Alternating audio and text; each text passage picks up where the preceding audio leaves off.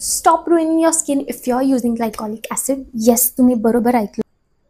If you are using this glycolic acid, तर you should know few things. Number एक, you don't need it every day. तुम्हाला रोज ह्याची अजिबात गरज नाही आहे, कारण का हे खूप स्ट्रॉंग एक्सफोलिएटिंग टोनर आहे.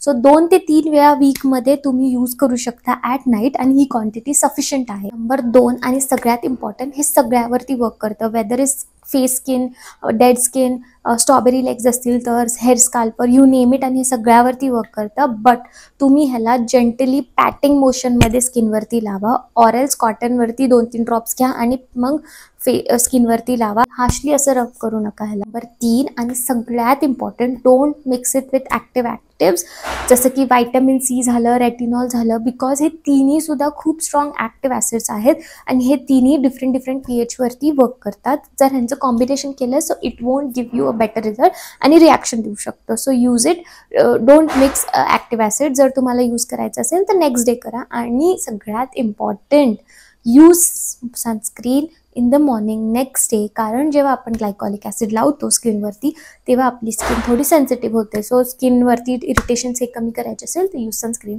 आणि प्रोडक्टची लिंक डिस्क्रिप्शनमध्ये दिली आहे.